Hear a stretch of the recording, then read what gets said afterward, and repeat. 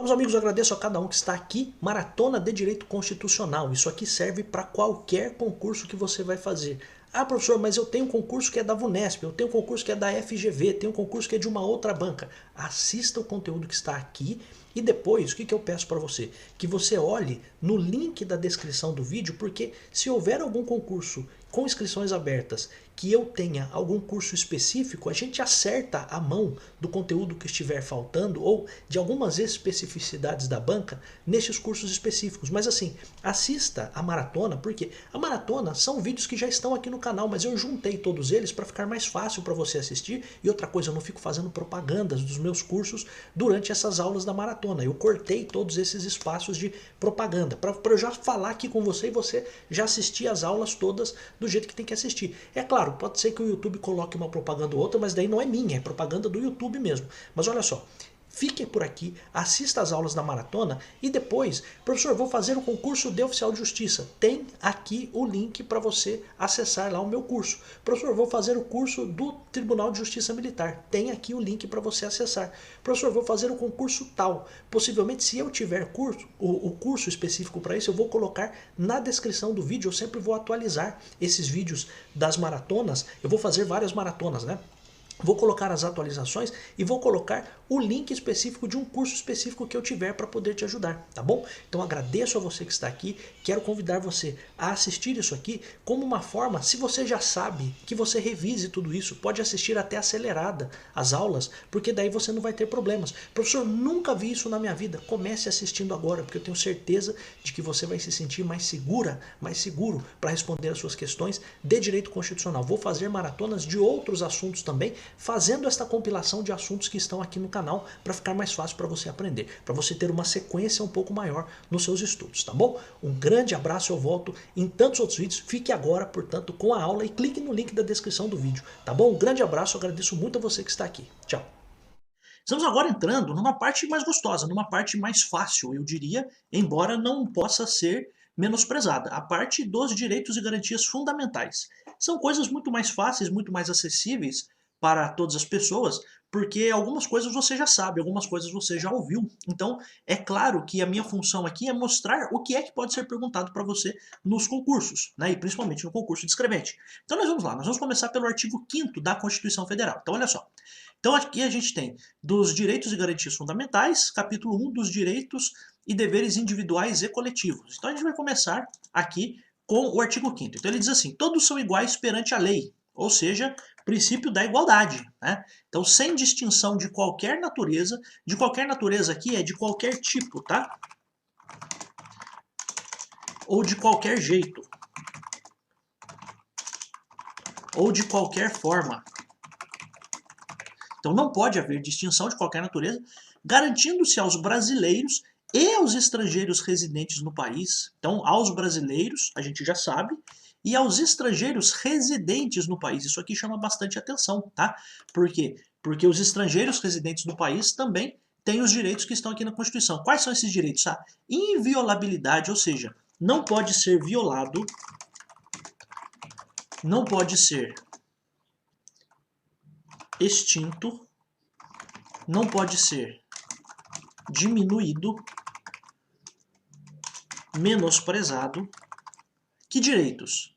Então, a inviolabilidade do direito à vida, à liberdade, à igualdade, à segurança e à propriedade, nos termos seguintes. Então, caput do artigo 5º, todos são iguais perante a lei. Aqui a gente está diante do princípio da igualdade.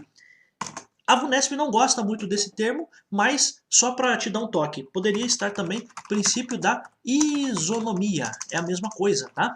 Então todos são iguais perante a lei, sem distinção de qualquer natureza, então não pode haver nenhum tipo de diferenciação de qualquer forma, de qualquer jeito, tá? Então todos são iguais.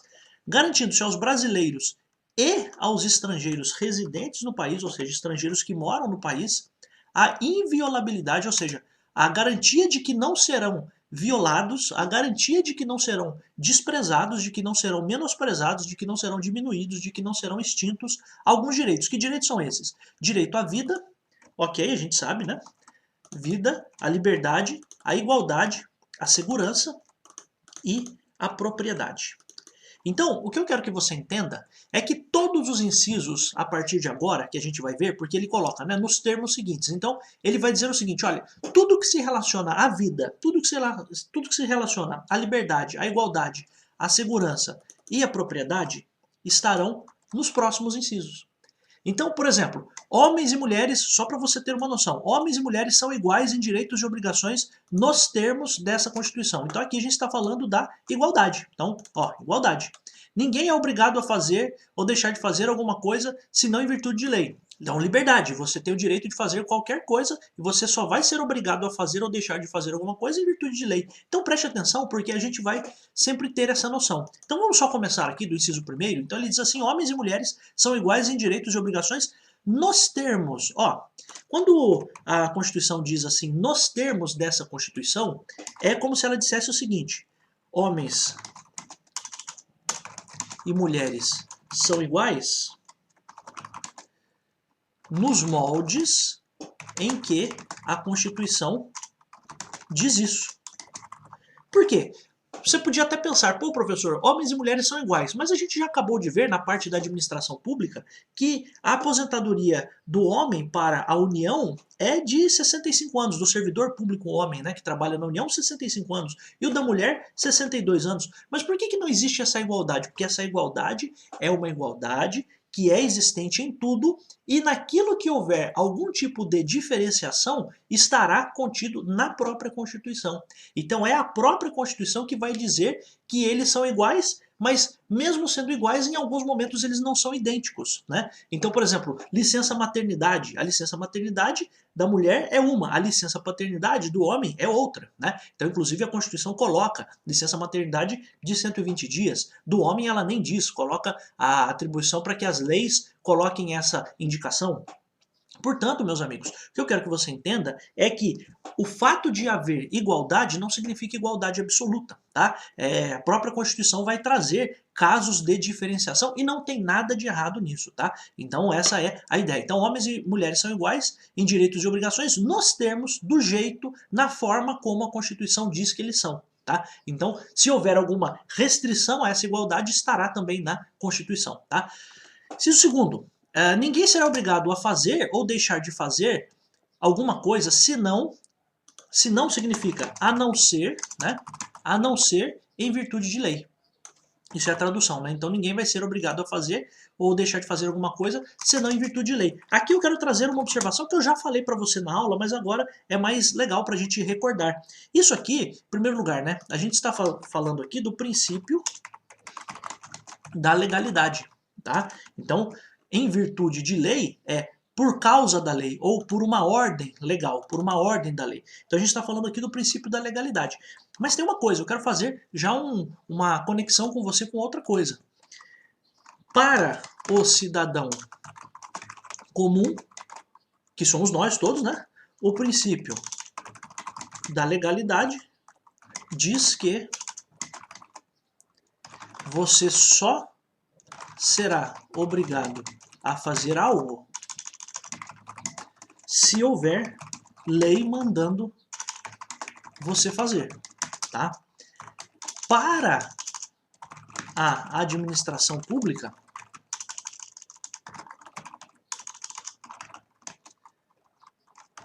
só se poderá fazer alguma coisa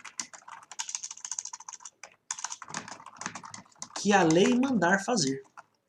Olha que diferença. Você pode até achar que é sutil, mas fica até muito claro. Você como cidadão, você pode fazer tudo. Alguém vai falar pra você, ô meu, para de torcer pro Corinthians. Você vai parar? Não, por quê? Porque não tem lei. Você devia parar, né? Mas tudo bem. Você não vai fazer isso por quê? Porque não tem lei. Ninguém vai ser obrigado a parar de torcer pelo Corinthians porque não tem lei para isso. Então veja só, qual é a ideia? O ponto principal é que você como cidadão, você pode fazer tudo, você tem plena liberdade e você só vai ser impedido de fazer alguma coisa se tiver alguma lei que proíba.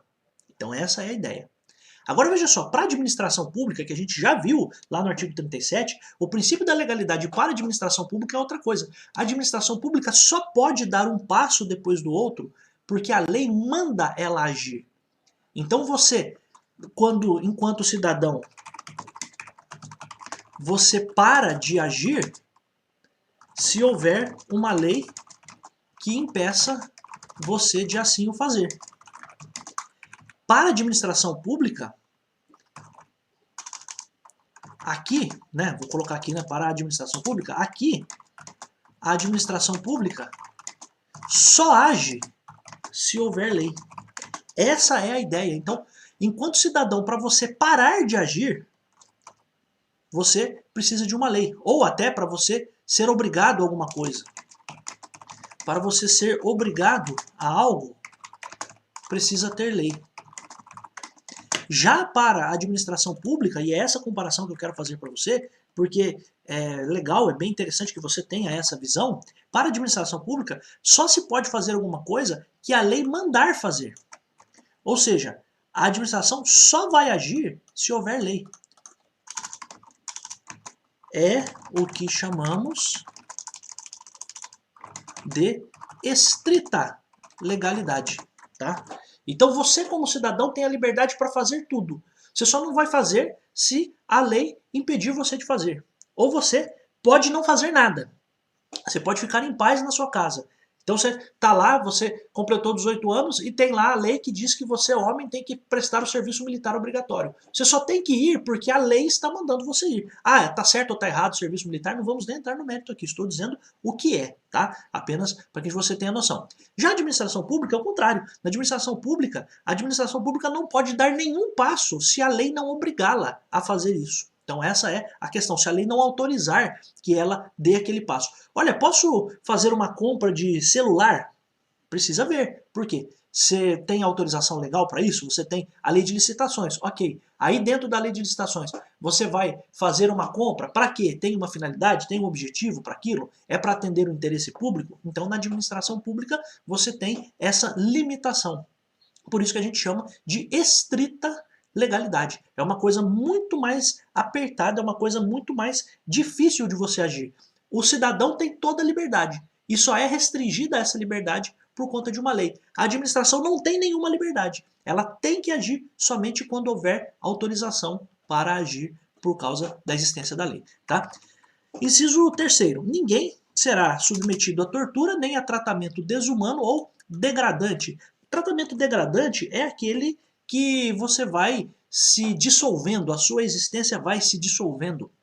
O que significa isso? Tratamento degradante é você, de algum modo, embora não esteja sendo torturado, você é colocado em más condições, né? Então, o tratamento desumano ou degradante, que são, em tese, seriam até expressões que podem ser vistas como sinônimas, indica a garantia que o Estado dá para que as pessoas que sejam presas, que elas, de fato, tenham condições de se reabilitarem. Não é isso que acontece, a gente sabe, infelizmente.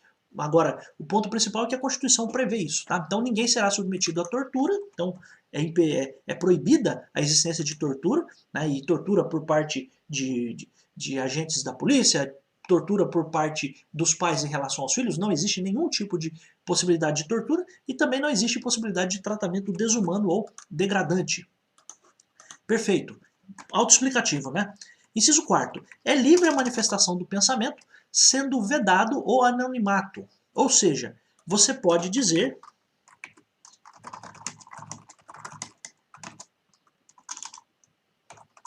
o que quiser e se expressar, mas não pode ser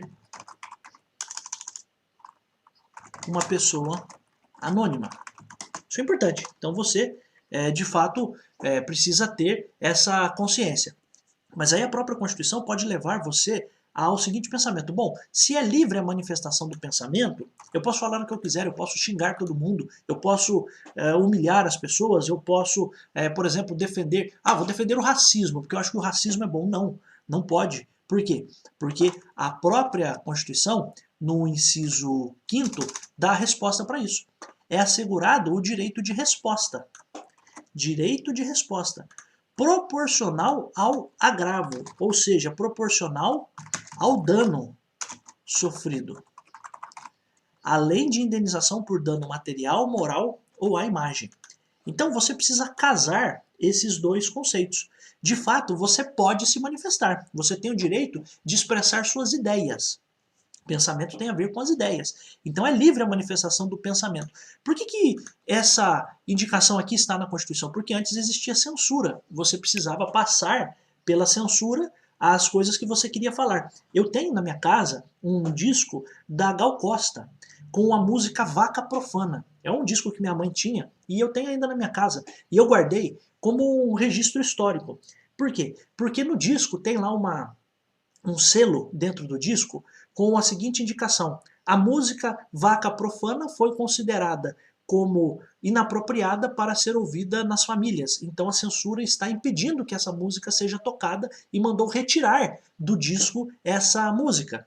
É uma música interessante, uma música do Caetano Veloso, né? Agora veja só, o objetivo aqui é que você manifeste o seu pensamento sem qualquer censura. Essa é a ideia. Então você pode se manifestar, pode dizer o que você pensa, pode dizer o que você acha da vida, sem precisar passar pela censura, pelo crivo da censura. Mas tem uma coisa, você pode falar o que você quiser, mas se liga, porque se você falar besteira, você vai ter contra você o direito de resposta.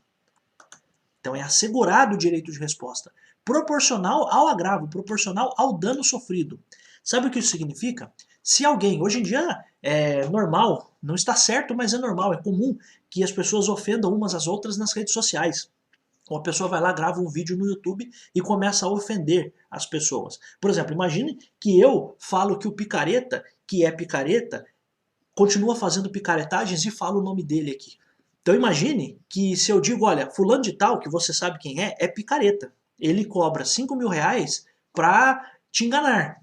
E eu sei porque eu tenho alunos que já falaram comigo que já foram enganados por ele. Ó, o picareta está aqui, eu acho que ele está errado, eu estou manifestando meu pensamento. Mas se eu começar a falar o nome dele, por mais que aquilo seja verdade, e é verdade, por mais que aquilo seja verdade, qual é a grande questão? A grande questão é que se ele entrar na justiça, ele vai ter direito de resposta, proporcional ao agravo. Então se eu fiquei 20 minutos falando sobre o picareta, ele vai ter direito de gravar dentro do meu canal um vídeo e me obrigar a colocar no canal um vídeo falando por 20 minutos, desmentindo as coisas que eu estou falando, ou se justificando, ou vendendo para você também os 5 mil reais de uma mentoria enganadora. Mas a questão principal é a seguinte: você pode falar o que você quiser, mas se você ofender alguém, a pessoa ofendida tem direito de resposta, proporcional ao agravo a isso, proporcional ao dano sofrido, além de indenização por dano material, ou seja, dinheiro. Então pensa o seguinte, eu comecei a falar do cara, o cara começou a perder dinheiro.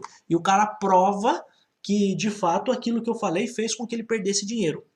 Então, indenização por dano material. Dano moral, autoexplicativo, né? Então você se sentiu muito ofendido. E dano à sua imagem. As pessoas começariam a ver aquela pessoa como uma pessoa que tem uma má reputação. E tem, né? Então as pessoas começariam a olhar para aquela pessoa como tendo uma má reputação. Então essa é a ideia. Então você tem o direito de se manifestar, mas você também tem que entender que é assegurado o direito de resposta. E dentro do direito de resposta tem duas questões importantes. Então olha só, direito de resposta.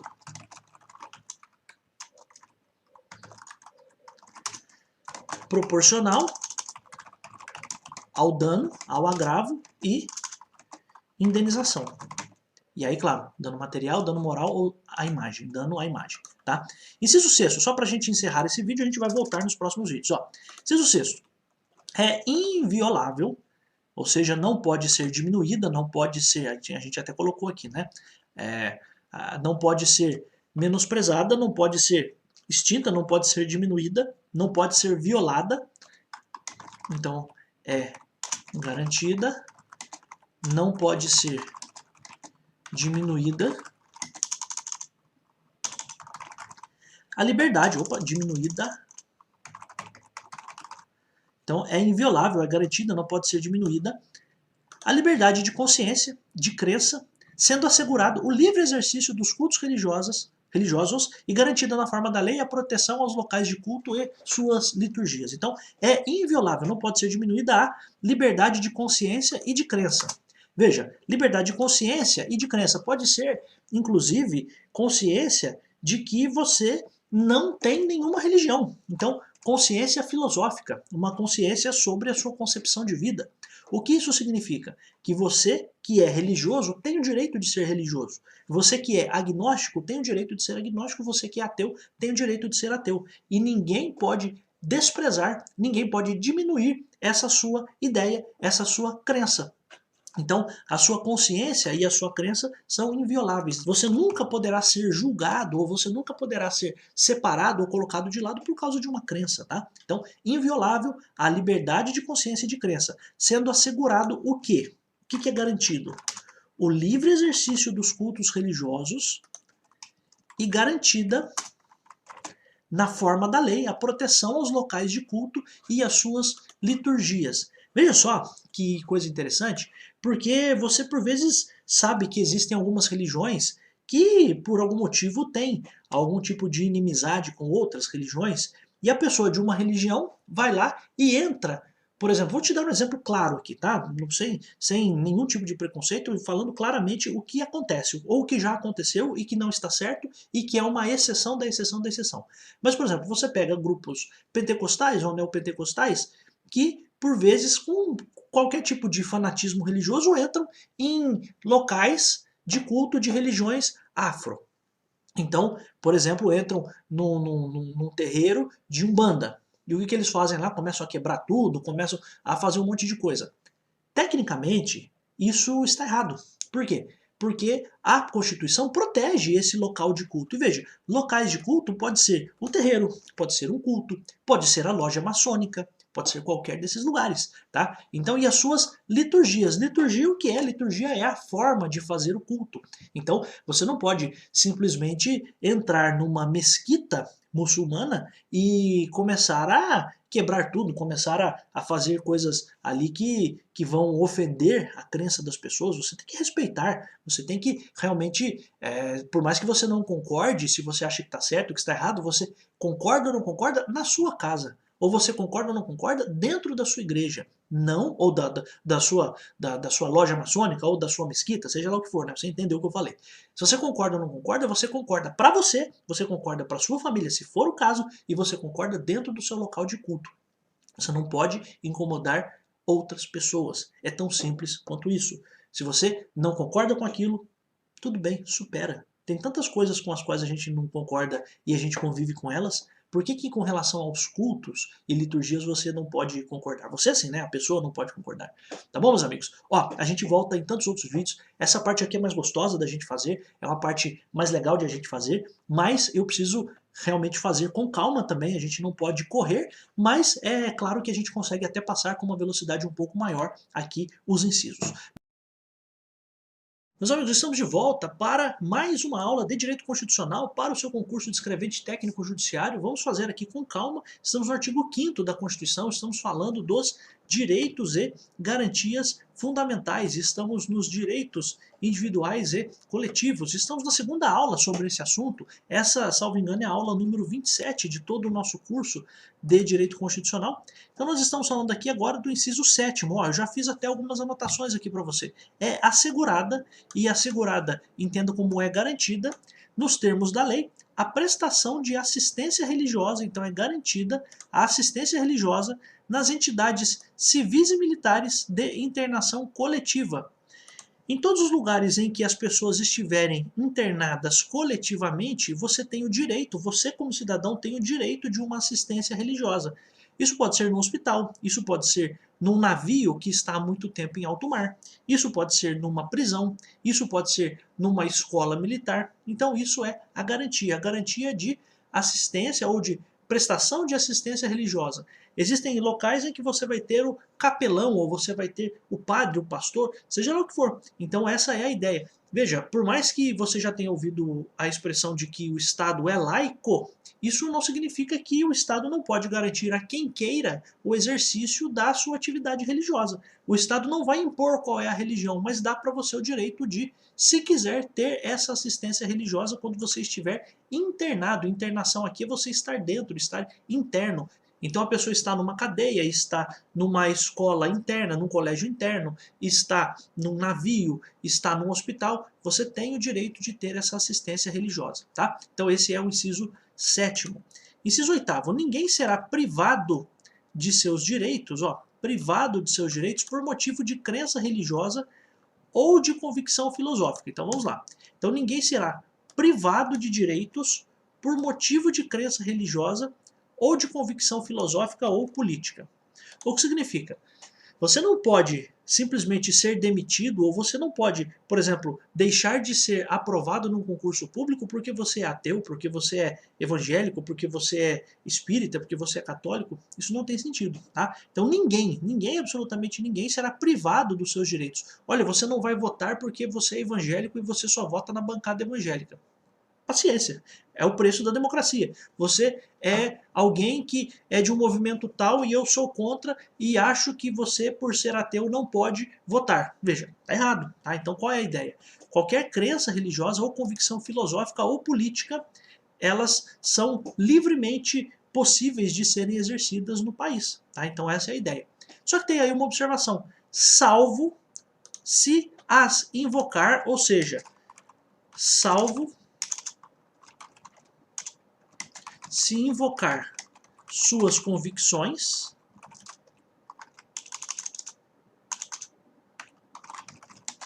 para eximir-se de obrigação legal a todos imposta. Eximir-se é esquivar-se, é desviar-se, é não cumprir, tá? Obrigação legal a todos imposta e recusar-se a cumprir prestação alternativa fixada em lei. Deixa eu dar um exemplo. Imagine que você é de uma religião que, por exemplo, diz que você não pode estar no exército, ou nas forças armadas em geral, né? Você não pode participar do exército ou das forças armadas. E você é homem. Aí chega lá, no momento de você se apresentar para o alistamento militar obrigatório, você diz o seguinte, a minha religião não permite que eu me aliste. A minha religião não permite que eu esteja servindo a um outro exército que não seja o exército da minha religião. Você tem o direito de fazer isso. Ou então você diz o seguinte, olha, eu sou anarquista. A minha convicção política é de ser anarquista. E eu não quero, de fato, colocar farda. Né? Como diz até a música lá do Ira, eu quero lutar, mas não com essa farda. Qual é a ideia? Nessa situação, você não vai ser privado de nenhum direito. Mas vai ser trazido, vai ser apresentado para você uma questão.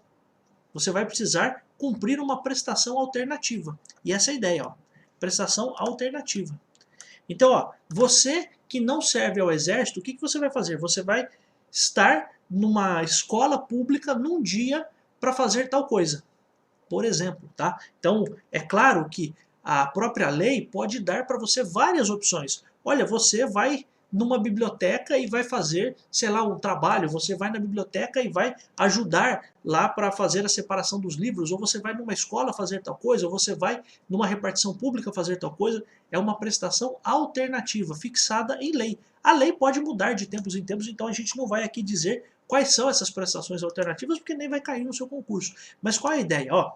A sua crença ou convicção política ou filosófica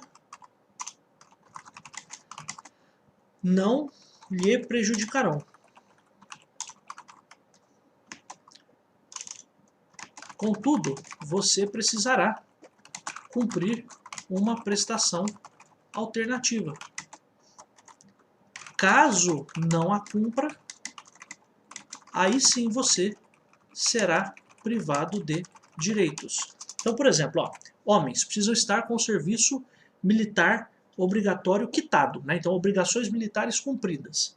Não significa que você tenha que servir ao exército, mas você, caso não queira servir ou caso não tenha servido, você vai ter que ter uma dispensa. Essa dispensa vai ser dada para você se você realmente foi dispensado por excesso de contingência, ou se for o caso, você vai ser dispensado de cumprir o serviço militar, mas vai ter que cumprir a prestação alternativa. Aí trazem para você a prestação alternativa. Aí você diz, olha, nem isso eu vou cumprir. Aí você está errado. Aí nessa situação, a própria Constituição permite que você seja privado de direitos. Para o homem, por exemplo, ele tem um problema com relação à quitação eleitoral. Ele tem um problema com relação à regularização do seu CPF, caso ele não cumpra a sua obrigação militar. Então essa é a ideia. Então, no primeiro momento, você não vai ser prejudicado pela sua crença, mas, se for necessário, você vai ter que cumprir uma prestação alternativa. Ah, não vou fazer o que é obrigatório e também não vou cumprir a prestação alternativa. Aí a pergunta que eu faço é, o que você quer da vida? Né? Então veja só, você não quer servir ao exército e você não quer cumprir a prestação alternativa, por exemplo. Então, aí você vai ser prejudicado, mas a ideia é, primeiro você não se prejudica, ó. Vamos garantir que você tenha o direito de não servir o exército, mas eu vou trazer aqui para você uma prestação alternativa. Essa aqui você tem que cumprir, tá? Porque é diferente, é uma prestação diferente, é uma coisa que não tem nada a ver com aquilo que você está se recusando a fazer. Aí veja só, se você também se recusar a cumprir a prestação alternativa, aí não vai sobrar outra alternativa para o Estado que não seja privar você de alguns direitos. Então essa é a ideia. Então ninguém será privado de direitos por motivo de crença, salvo se invocar essas convicções para se esquivar, para não cumprir, né, uma prestação alternativa, que é imposta a todos. Então uma obrigação legal a todos imposta. Então vamos te dar um outro exemplo. Concordemos ou não, vamos aqui sem nenhuma discussão mais profunda, mas o voto é obrigatório, certo? Mas se você não votar por uma convicção política, qual é a necessidade que você tem? Você tem que justificar o seu voto. Se você não justificar o seu voto, o que vai acontecer? Você vai ter prejudicada a sua situação eleitoral, que vai refletir no seu CPF e vai refletir na sua vida, porque você pode ter um problema para abrir uma conta no banco, para ser aprovado não, mas para tomar posse num concurso público. Então essa é a ideia. Então veja só, o voto é imposto a todos, o voto é obrigatório. A gente vai ver que em algumas situações o voto é facultativo, mas em geral o voto é obrigatório. Se você invoca uma convicção filosófica, religiosa ou política para não votar, tudo bem, mas você tem que fazer a prestação alternativa. Qual é a prestação alternativa? A justificação do voto. Se você não justificar, você vai ter problemas com a sua quitação eleitoral, com o seu CPF, etc. Tá? Então essa é a ideia do inciso 8º. Inciso 9º. É livre a expressão da atividade intelectual, artística, científica e de comunicação, independentemente de censura ou licença. Falei até no vídeo passado sobre a manifestação do pensamento, né? E até fiz essa vinculação com a proibição do anonimato. E até falei para você do exemplo do disco que eu tinha com a música Vaca Profana, da Gal Costa, que é cantada pela Gal Costa, mas escrita pelo Caetano Veloso. Qual a ideia?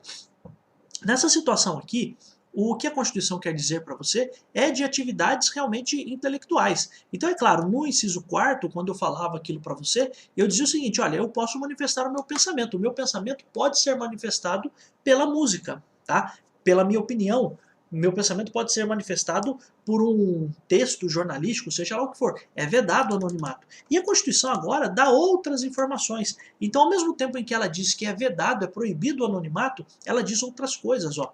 E diz outras coisas de outras áreas. Ela diz assim, ó, é livre a expressão da atividade intelectual, artística, científica e de comunicação. É livre, liberdade. É livre a expressão da atividade intelectual, artística, científica e de comunicação, independentemente de censura ou licença. Portanto, se eu sou um artista, eu não preciso pedir ordem para ninguém. Se eu sou um intelectual, eu não preciso pedir uma autorização de nenhuma censura para publicar aquilo que eu penso. Então, junte essas duas informações. Aqui está no inciso 4º, coloquei até num tamanho menor aqui, vou colocar em negrito aqui, itálico, que a gente já viu, é livre a manifestação do pensamento, sendo vedado o anonimato. Isso você também casa com o inciso 9º. Então, o seu pensamento é livre e você não pode ser uma pessoa anônima, ponto. Se você for um artista, um intelectual, um cientista ou um comunicador, você também tem liberdade de manifestar o seu pensamento. E aí, nessa situação, você não vai ser censurado ou não vai precisar passar por nenhuma licença prévia para falar o que você pensa. Você tem o direito de falar o que você pensa.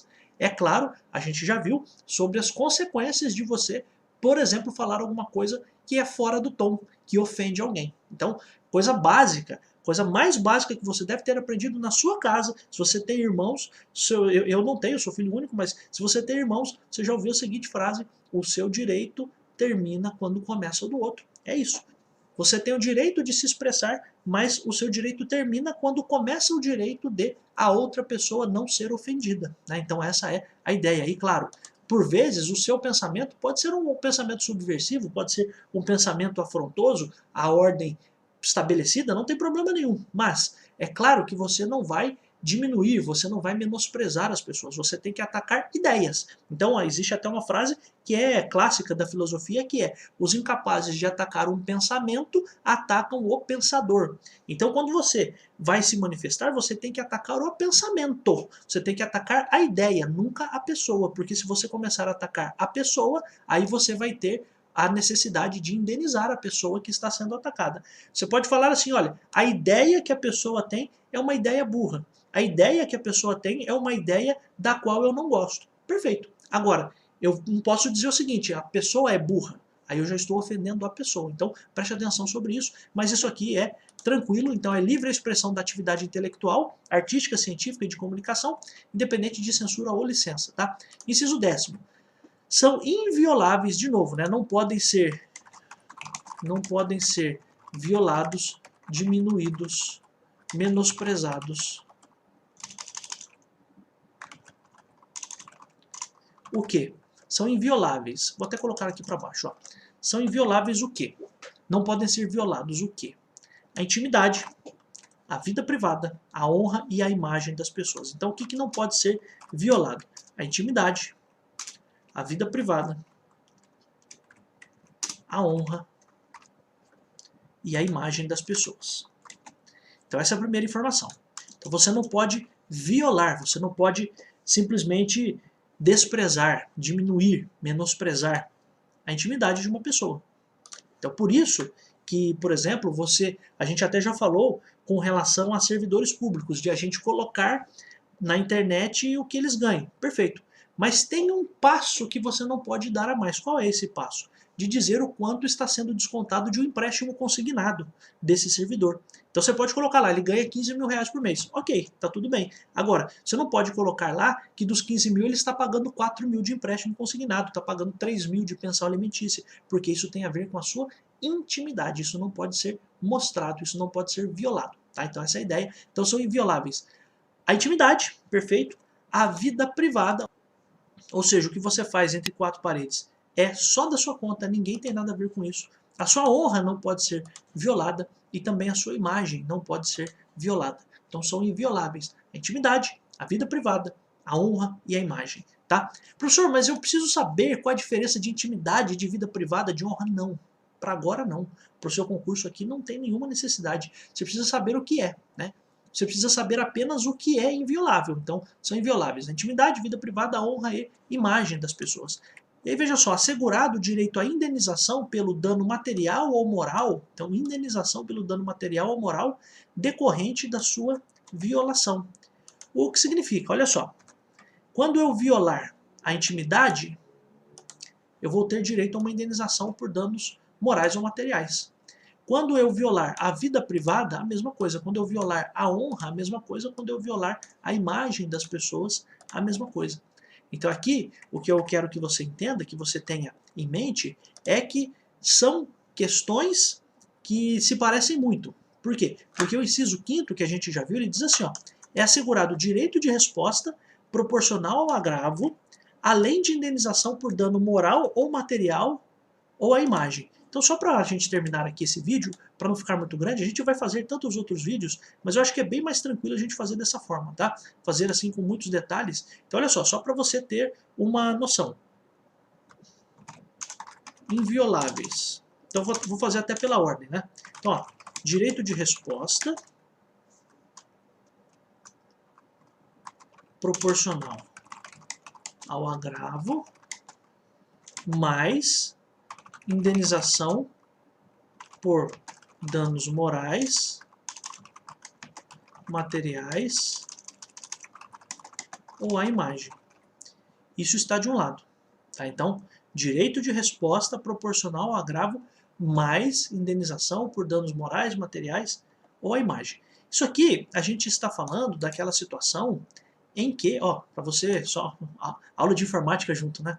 Ó, se você quiser, você pega aqui essa linha, você seleciona aqui essa linha, clica com o botão da direita em cima dela, ó, e vai aparecer aqui, ó, excluir células. Aí você exclui a linha inteira.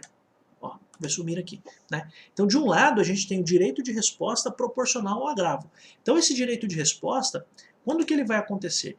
Esse direito de resposta vai acontecer quando por algum meio de comunicação, em geral, a pessoa foi ofendida. Então a pessoa foi na televisão e falou alguma coisa. Então eu vou ter o direito de resposta pelo mesmo meio, pelo próprio meio televisivo. Se eu fui ofendido pela internet, vai ser a resposta pela internet. Se eu fui ofendido pelo rádio, resposta pelo rádio. E além disso, eu tenho direito de indenização. Então essa é uma situação. A outra coisa é a indenização por danos materiais ou morais por violação da intimidade, vida privada, honra ou imagem, tá? Por quê? Porque aqui, que eu quero que você tenha em mente, eu acho que é relevante que eu fale isso para você, aqui, nessa situação do direito de resposta, a situação geralmente é uma situação pública, tá? Então olha só, vamos colocar a linha de novo aqui.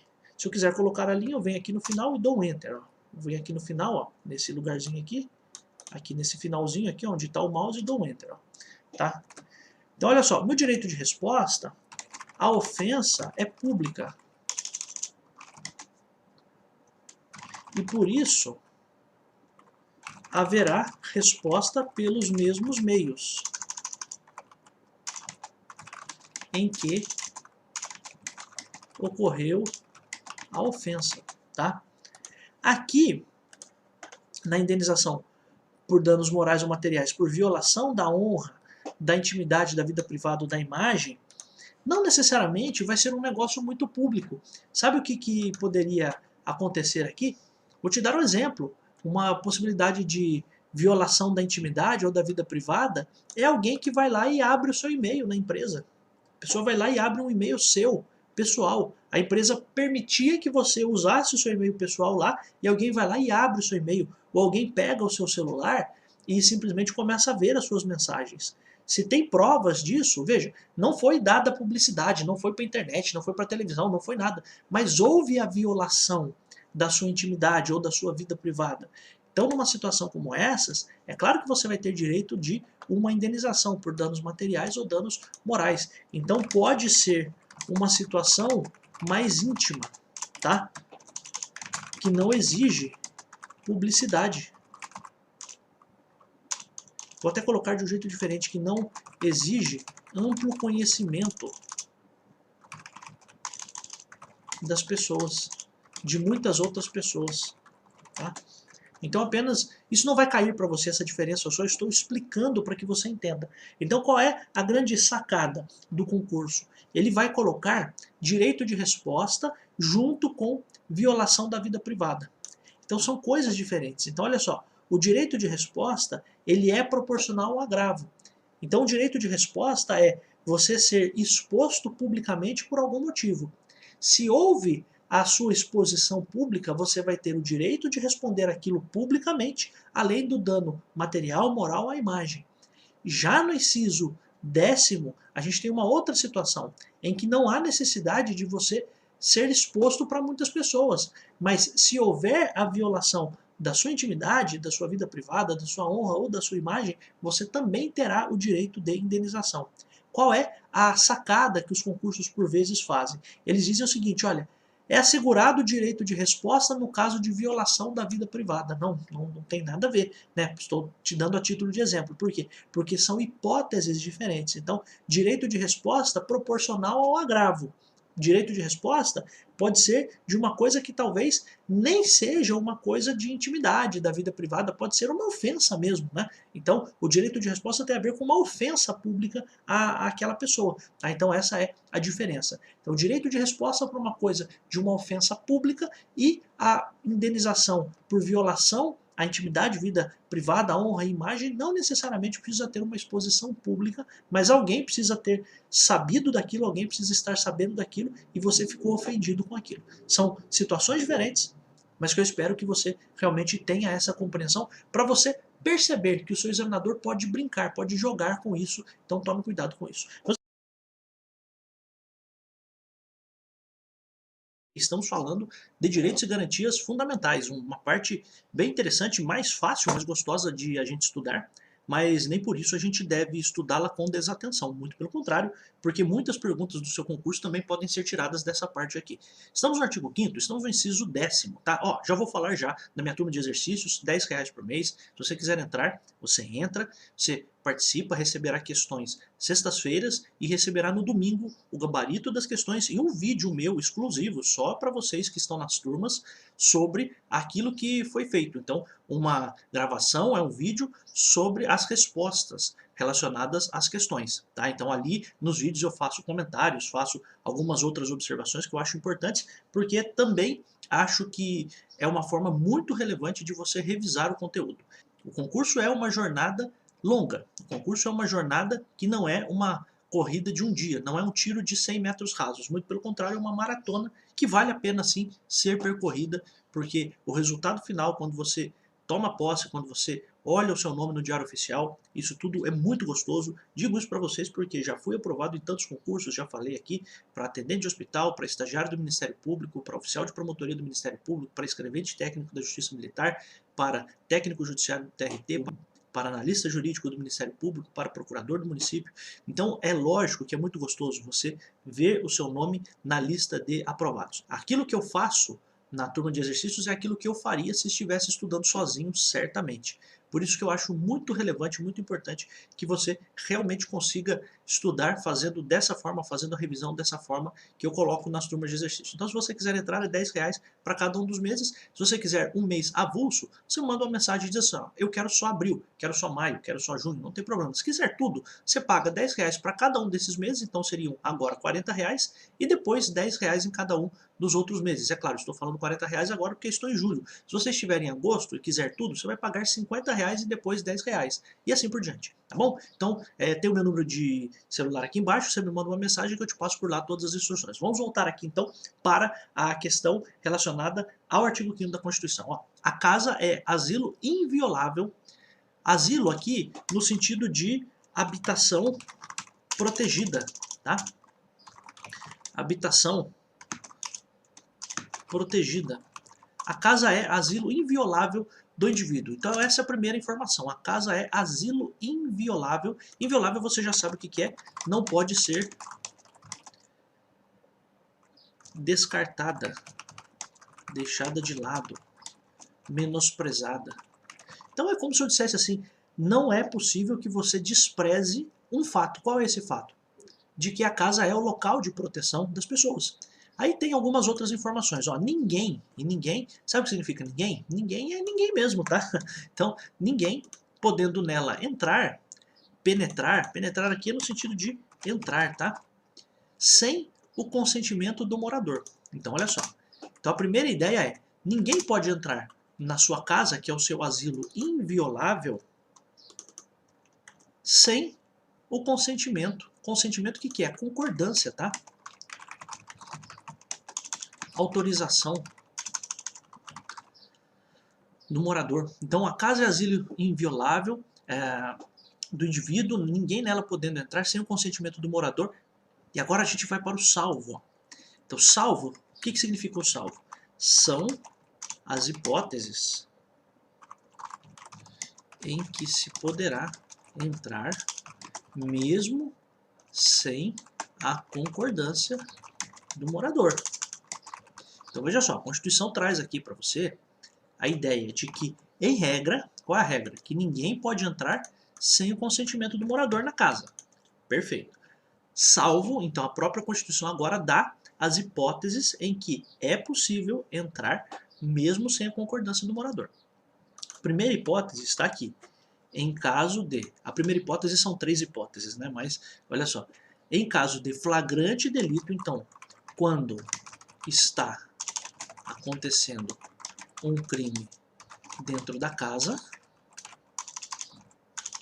é claro, a polícia pode entrar lá, não tem nenhum problema, tá? Então, quando está acontecendo um crime dentro da casa. Além disso, no caso de desastre, então aqui a gente está falando de um evento da natureza, tá? Então, por exemplo, uma enchente, um furacão, é claro, você não vai precisar esperar amanhecer para entrar na casa para resgatar essa pessoa. Então, flagrante delito, desastre ou para prestar socorro. Aqui, prestar socorro poderia ser, por exemplo, no caso de incêndio, tá?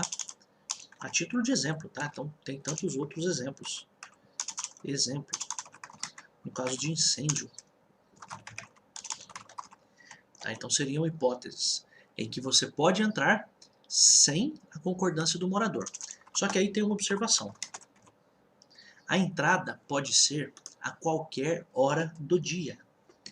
O que significa? Por que eu estou dizendo isso? Porque você vai olhar na segunda parte do inciso, que diz assim, ó, durante o dia, por determinação judicial. Então, durante o dia é possível entrar com ordem judicial na casa de alguém, certo? Então, qual é a grande questão? Quando está acontecendo um crime dentro da casa, a polícia ou até outras pessoas podem entrar lá para fazer terminar aquele crime, para evitar o crime, se for o caso, para evitar maiores consequências do crime. As pessoas podem entrar lá independente do horário. Se está acontecendo um desastre, a mesma coisa. Se está acontecendo uma necessidade de prestação de socorro, a mesma coisa. Porque, veja só, basta a gente ter um raciocínio bobo, né? Determinação judicial. Pensa o seguinte, pô, o processo demora, não demora? O processo é um negócio demorado, você vai trabalhar com o processo, você vai ver que as coisas não são assim tão rápidas. É claro que para cumprir uma ordem judicial, é claro que dá para esperar. Por quê? Porque, veja, o processo nunca vai ser feita uma determinação judicial em 2 minutos. Aquilo vai passar pelos advogados, vai passar pelo Ministério Público, se for o caso, vai passar pelos escreventes, vai passar pela elaboração do mandado, vai passar pela elaboração de uma comunicação ao oficial de justiça, para que o oficial de justiça escolha o dia para ir lá. Então não é um negócio assim tão rápido. Então, para que haja a entrada na casa de alguém por determinação judicial, já que pode esperar, já que a determinação judicial é um negócio que não é feita assim rápida, aquilo pode esperar. Então isso pode ser feito durante o dia apenas. Então durante o dia é durante o dia. Professor, é até 6 horas, até 6h05, até durante o dia. Enquanto houver luz do dia, não vai perguntar para você de que horas a que horas é o dia. Apenas entenda, durante o dia por determinação judicial.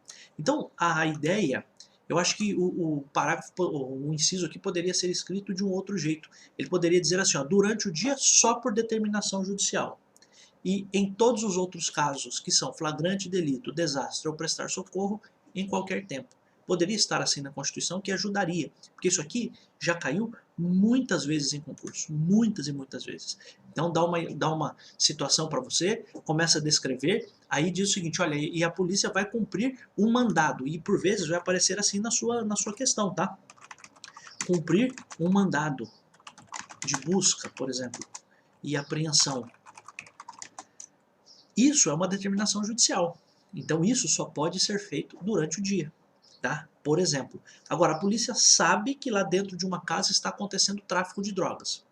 Se ela sabe, se ela tem provas, se ela viu, por exemplo, chegarem pessoas lá, movimentação típica de tráfico de drogas, entrarem, depois saírem, entrarem, saírem, comercialização de drogas, alguma coisa nesse sentido, se a polícia viu isso, é claro que a polícia pode entrar naquela residência com educação, é o que se espera, né? Mas não é o que acontece, mas em tese teria que ser com educação, pelo menos, mas entrar lá e fazer a prisão que for necessária. Em qualquer momento, pode ser à noite, pode ser... Então veja só, às vezes você vê as pessoas falando assim, entraram na minha casa sem mandado, não podiam entrar. Peraí, a questão importante é a seguinte, estava acontecendo um crime dentro da casa?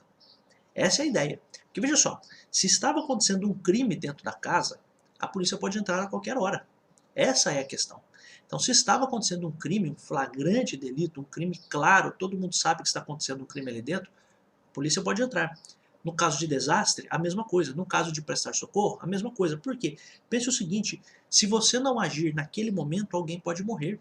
Então, por isso que a Constituição autoriza que você deixe de lado o direito à propriedade, que é aquilo que está também no artigo 5º, e prestigie o direito à vida.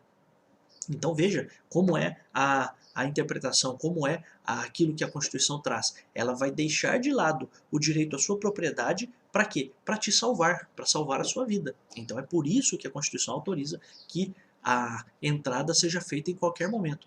Então o que eu quero que você entenda, flagrante delito, desastre e prestar socorro, A pessoa pode entrar, a pessoa, as autoridades que estarão envolvidas ali, podem entrar a qualquer hora do dia. Para cumprir uma determinação judicial, para cumprir um mandado, por exemplo, para cumprir qualquer coisa relacionada a uma ordem judicial, só durante o dia. Ponto. Essa é a indicação. Quero que você guarde isso, porque esse inciso aqui já foi muito perguntado em concursos, então isso não retira a possibilidade de ser perguntado de novo, tá? Inciso 12, ó, é inviolável o sigilo da correspondência. Então, inviolável, de novo, hein? Não pode ser violado, não pode ser violentado, não pode ser quebrado. O quê?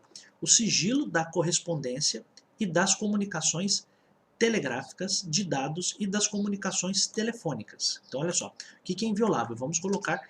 Quando você quebra o inciso assim, ou os artigos assim, fica mais fácil talvez para você entender, né? Então é inviolável o sigilo da correspondência, das comunicações telegráficas, dos dados e das comunicações telefônicas.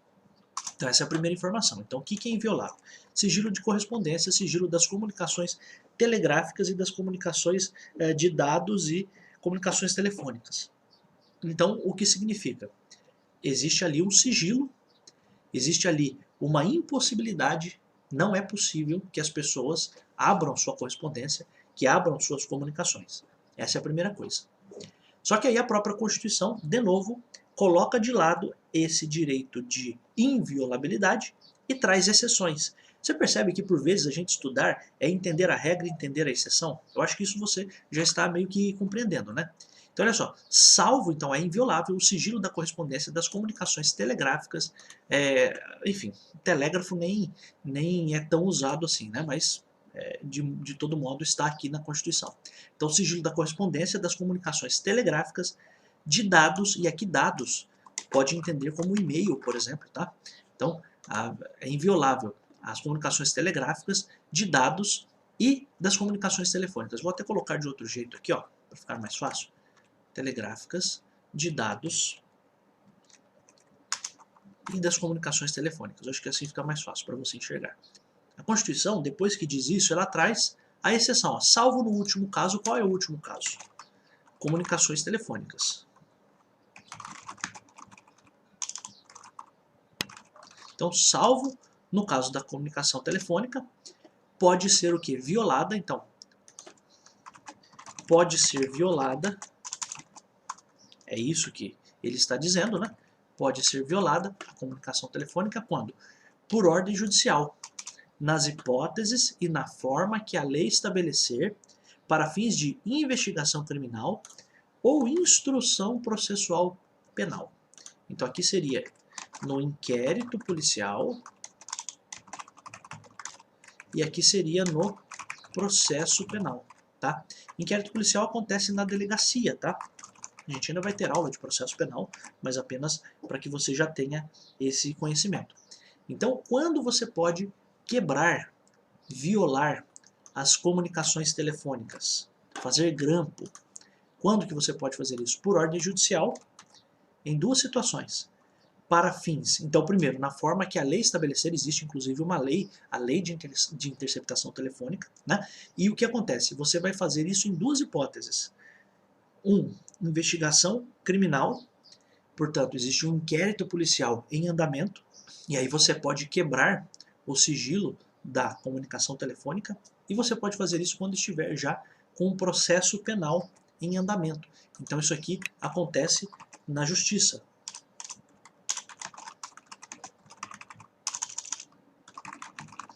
Então veja só, o que eu quero que você entenda, e aí é uma questão que eu já vou vincular lá com o processo penal, mas não de modo muito profundo, de modo muito simples. Mesmo numa investigação criminal que é conduzida pela delegacia de polícia, só vai se poder quebrar a comunicação telefônica, o sigilo da comunicação telefônica, com ordem judicial. Eu já vi questão de concurso assim. A quebra do sigilo telefônico, quando for no caso de investigação criminal, será determinada pelo delegado. Porque você pensa, na investigação criminal é um inquérito policial e é conduzido pelo delegado. Mas não. A quebra do sigilo sempre por ordem judicial. Mesmo que seja no caso de investigação criminal, mesmo que seja no caso de inquérito policial. Essa é uma informação importante, porque já vi pergunta de concurso assim. Então veja só, você vai quebrar o sigilo da comunicação telefônica por ordem judicial. Quando? Em duas situações. Investigação criminal, e aí investigação criminal entenda no inquérito policial. Vou até fazer essa separação aqui, ó.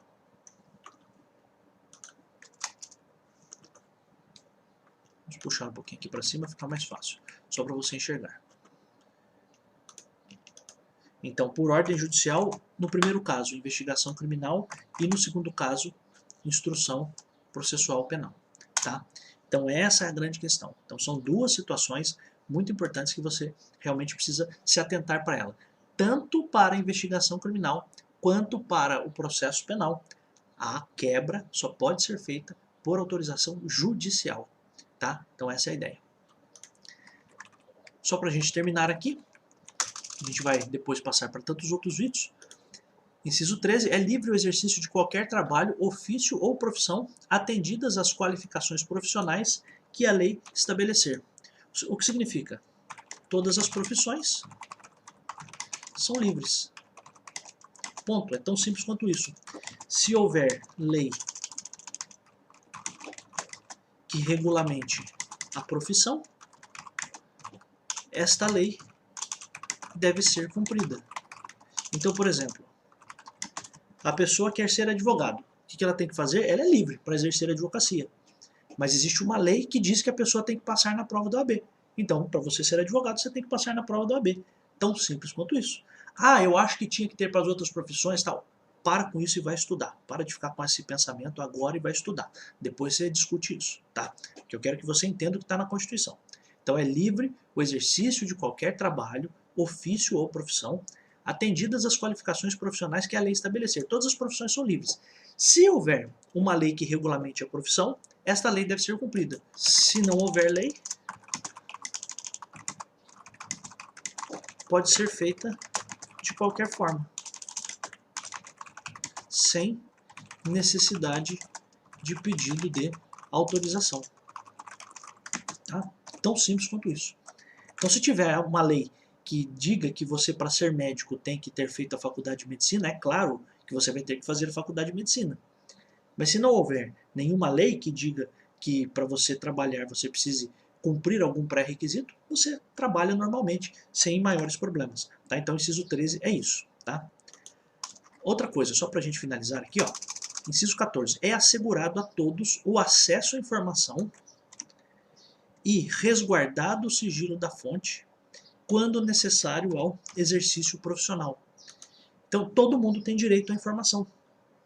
Isso significa que o jornalista, isso aqui se aplica muito ao jornalista, né? Então, exemplo, o jornalista pode dar a notícia e se proteger quanto a dizer quem lhe passou aquela informação. Isso é a fonte, tá? A fonte da informação. Então, resguardado o sigilo da fonte, aqui sigilo da fonte é uma expressão que, se você não tem conhecimento, é isso, a fonte da informação. Então, de onde surgiu a informação, tá? Essa é a ideia. Então, é assegurado a todos o acesso à informação, perfeito, e resguardado o sigilo da fonte, quando necessário ao exercício profissional. Vamos agora para o inciso 15, que diz o seguinte, ó, é livre a locomoção no território nacional em tempo de paz. Então, a primeira coisa, por quê? Porque em tempo de guerra vai ser de outro jeito, né? Então, em tempo de paz é livre a locomoção. Aqui é de onde se extrai aquilo que você já ouviu várias vezes, né? O meu direito de ir e vir, né? Podendo qualquer pessoa, nos termos da lei, nele entrar, nele onde? No território, tá? No território nacional. Entrar, permanecer ou dele sair com seus bens. Olha que coisa. Então você pode entrar, você pode permanecer, você pode sair do país com seus bens. Em tempos de paz, você é livre. Aí, é claro, aqui está o direito de ir, vir, ficar, permanecer. Tá? Então não é só direito de ir e vir, é direito de ir, vir, de ficar e de permanecer. O tempo que for necessário. Você é livre para isso em tempos de paz. Tá? Então, olha só, estamos no artigo 5º da Constituição, nós estamos continuando aqui em direitos e garantias fundamentais. Então, a gente vai agora para o inciso, ainda bem que não cai número romano, né, no concurso, número o quê? 15, 16. Inciso 16, todos podem reunir-se pacificamente, sem armas, em locais abertos ao público, independentemente de autorização, desde que não frustrem outra reunião anteriormente convocada para o mesmo local, sendo apenas exigido prévio aviso à autoridade competente. Muitas informações aqui, hein? Mas também um inciso tranquilo. Sempre eu digo para você, quando você estiver estudando qualquer coisa do direito, tente estudar. Eu gosto muito de estudar com livros de papel também, não vou ser um maluco aqui de dizer que você só tem que estudar no papel ou só no digital, mas se você conseguir colocar no Word, por exemplo, o que você está estudando, é interessante porque você consegue quebrar o artigo. Todos podem reunir-se pacificamente em... deixa eu só colocar para cá, né? Todos podem reunir-se pacificamente, sem armas, em locais abertos ao público. Então vamos lá. Então essa é a primeira informação. Reunir-se, direito de reunião, tá? Então aqui a gente está falando do direito de reunião. Todos podem reunir-se pacificamente, sem armas. Então, reunir-se pacificamente, sem armas, em locais abertos ao público. Perfeito. Até aí tudo bem. Pacificamente é pacificamente mesmo, né? Então, as palavras, elas dizem, por vezes, elas são autoexplicativas, né? Então, pacificamente é em paz, sem o objetivo de criar guerra, de tumultuar. Então, todos podem se reunir pacificamente sem armas, porque imagine um monte de gente armada, né?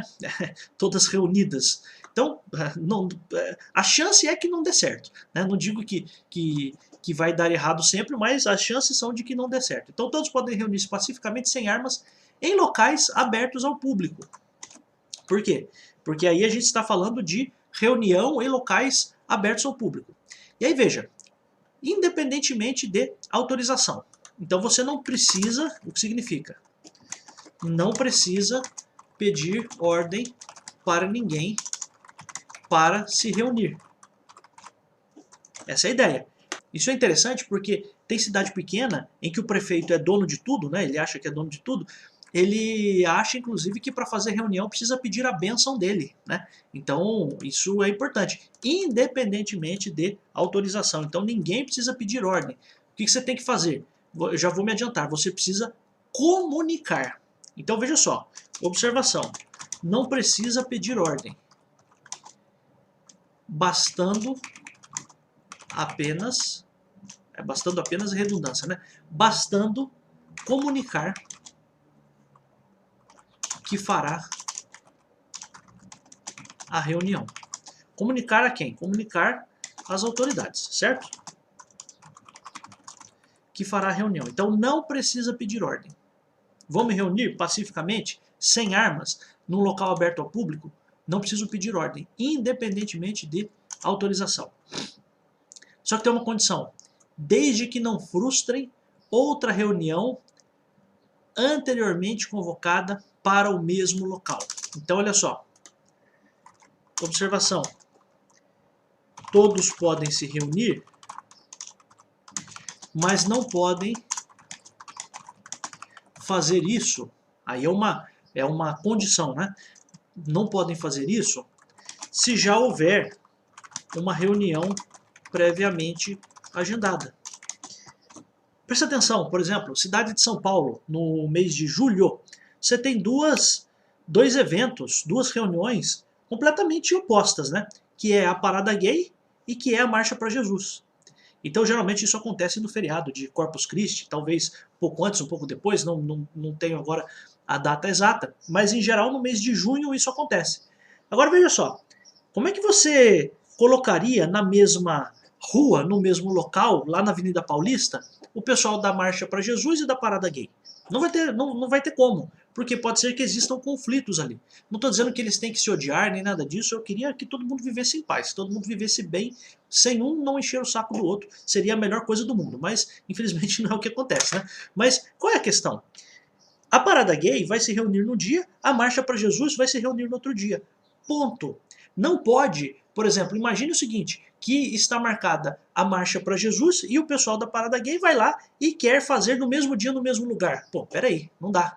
né? É a mesma coisa, imagine que está marcada a parada gay e o pessoal da Marcha para Jesus vai lá, no mesmo lugar. Não pode. Então, desde que não frustrem outra reunião anteriormente convocada para o mesmo local, tá? Para o mesmo local. Então precisa ter sido uma comunicação para o mesmo local. Ó, vamos fazer a parada na Avenida Paulista, exemplo, né? E não pode frustrar essa outra reunião anteriormente convocada. O que significa quem agendar primeiro faz a manifestação, faz a reunião. Vou até colocar aqui. Quem agendar primeiro faz a reunião primeiro. É simples, né? Mas acho importante dizer isso para você. Aí a Constituição só diz assim, sendo apenas exigido prévio aviso à autoridade competente. Então é aviso à autoridade. Até coloquei aqui, ó. Não precisa pedir ordem, basta comunicar, basta avisar. Vou até colocar aqui, tá? Então, ó, vou fazer uma manifestação em tal lugar, em tal dia. Ponto. Por que você precisa avisar? Porque se houver muita gente, talvez seja necessário um suporte do poder público, principalmente em questões de trânsito, né? Para que sejam mobilizadas as viaturas de trânsito para fazer a orientação do trânsito local. Tá tudo bem, tá tudo certo. Então você tem o direito de se reunir pacificamente, sem armas, em locais abertos ao público, desde que você não frustre outra reunião que estava agendada para o mesmo local. E você não precisa pedir ordem, você não precisa pedir autorização, você só comunica, você apenas diz que você vai fazer e acabou. Isso também acontece muito em momentos de política, né? Então, por vezes, o que acaba acontecendo? As campanhas políticas, elas querem fazer a carreata da vitória, seja lá o que for, né? Então, por vezes, isso tem sido muito comum, né? Aí, ou querem fazer um comício, né? Hoje em dia o comício é mais difícil, a lei eleitoral tem toda uma restrição, mas imagine o seguinte, que se quer fazer um comício, e aí as pessoas acham que aquela praça daquela cidade sempre marca o comício da vitória, da campanha vencedora. Então o que geralmente acontece é que essas campanhas já fazem esses pedidos de comício em prédios públicos, em praças públicas, já muito antes, né? Já quando se inicia a campanha eleitoral. Dizendo o seguinte, olha, para o último dia, para o último comício, eu quero usar a praça. Aí quem fizer o protocolo primeiro ganha o direito de fazer de realizar o comício ali no local. Então essa é a ideia. Então todos podem se reunir pacificamente, sem armas, em locais abertos ao público, sem precisar de autorização, desde que você não frustre. Frustrar o que é? É estragar, né? Frustrar é estragar, é realmente atrapalhar. Né? Então desde que você não frustre, não atrapalhe outra reunião já convocada para o mesmo local. Você não precisa pedir ordem, você simplesmente comunica que vai fazer a reunião ali. Né? Então sendo apenas exigido aviso à autoridade competente. Moleza, tranquilinho, tá?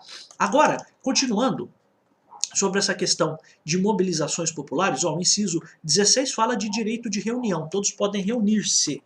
Aí o inciso 17, ele fala outra coisa, ó, é plena a liberdade de associação. De novo, fala de questões relacionadas à reunião de pessoas, né? Agora a reunião de pessoas numa associação. Então é plena, é total, né? Plena aqui é total, irrestrita, absoluta.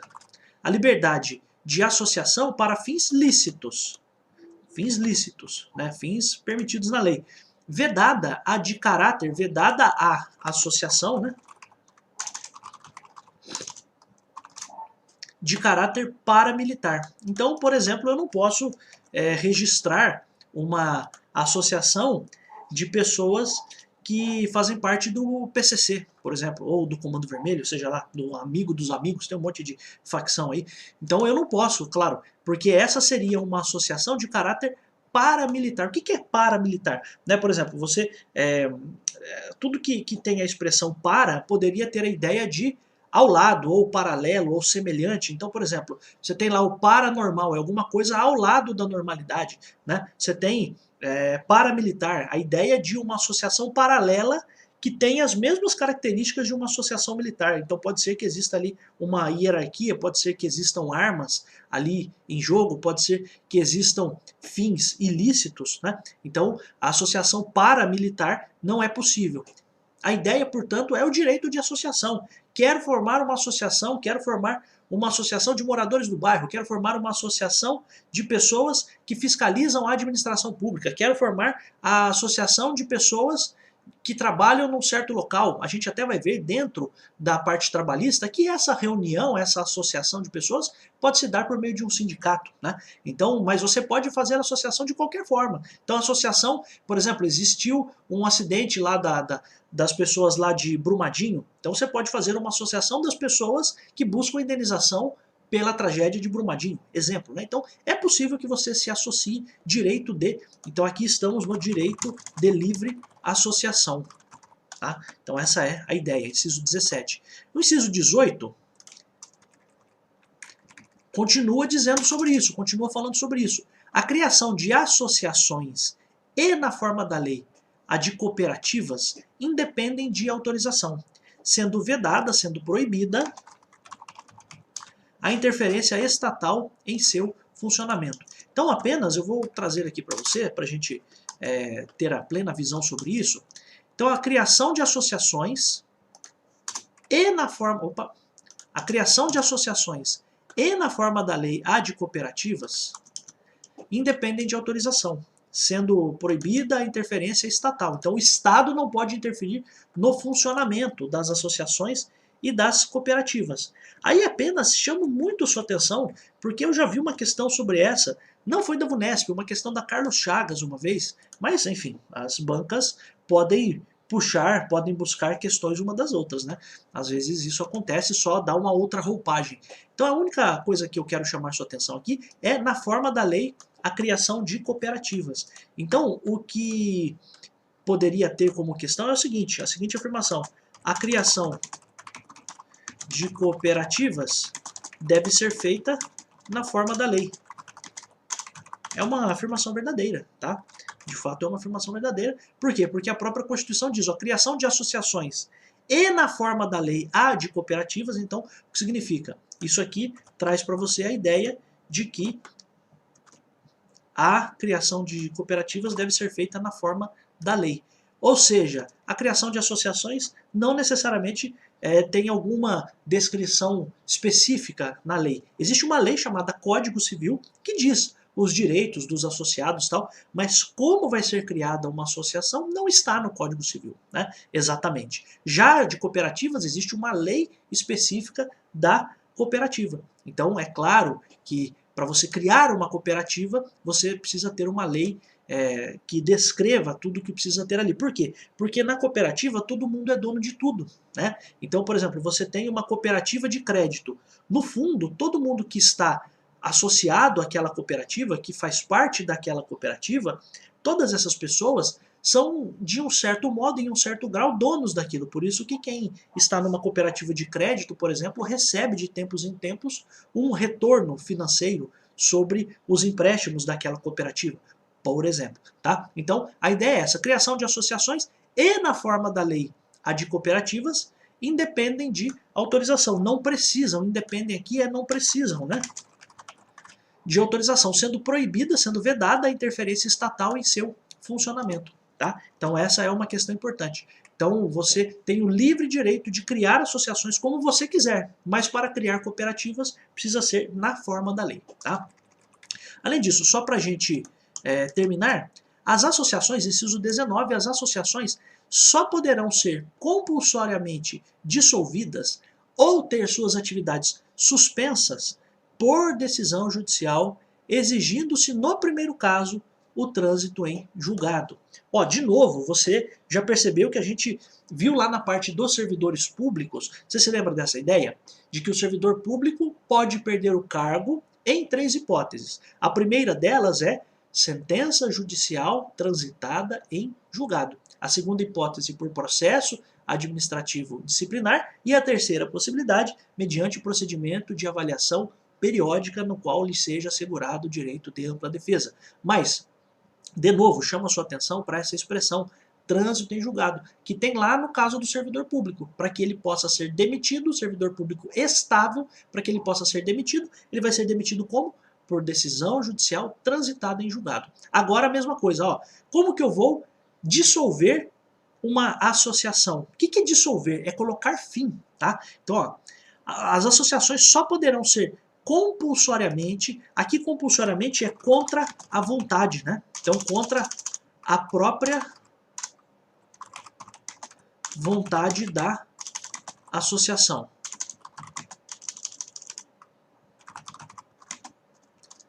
Então elas só poderão ser compulsoriamente dissolvidas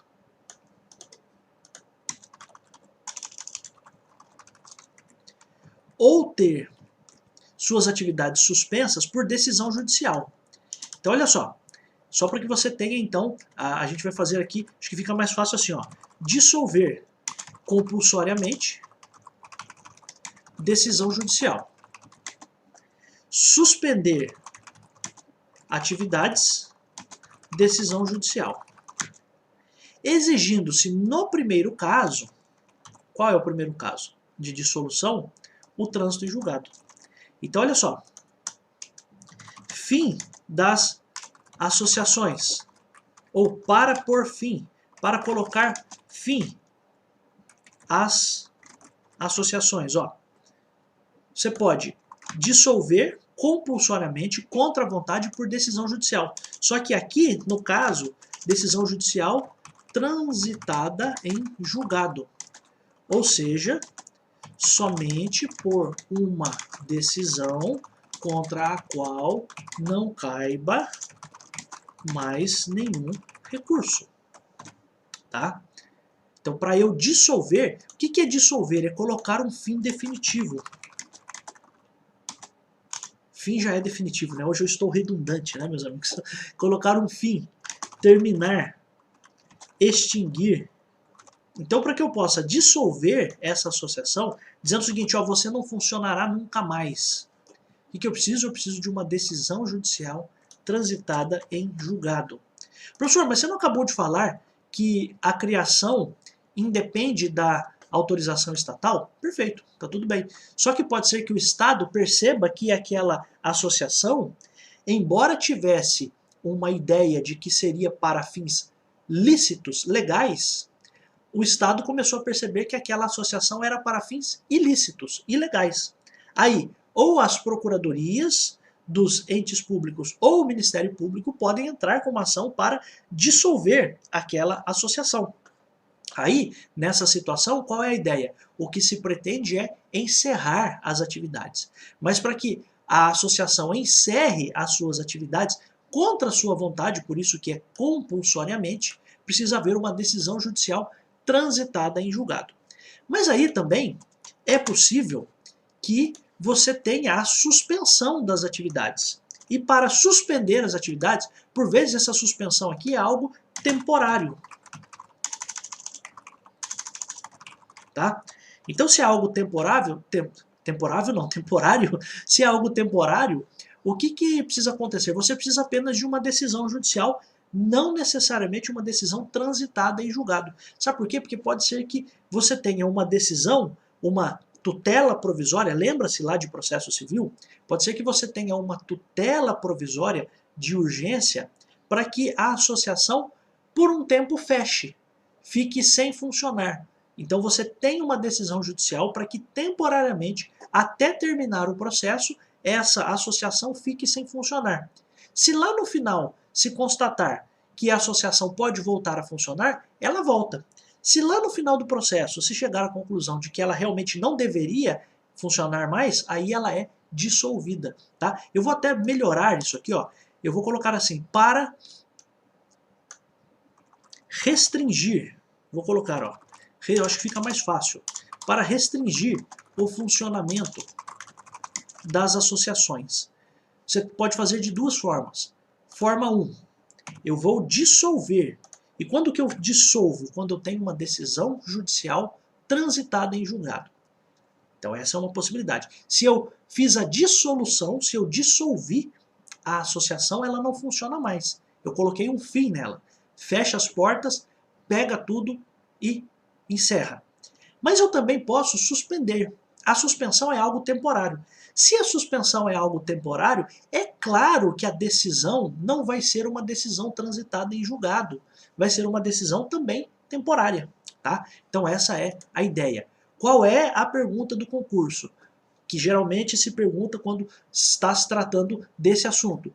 Para você suspender as atividades da associação, você precisa de uma decisão judicial transitada em julgado. E é uma mentira. Então, para você dissolver, que é colocar um fim total, você precisa de decisão judicial transitada em julgado. Se for simplesmente para suspender, não precisa, porque a Constituição diz assim, ó, exigindo-se no primeiro caso, qual é o primeiro caso? A dissolução, compulsoriamente dissolvidas. Ó. Então esse primeiro caso aqui é que se exige o trânsito em julgado.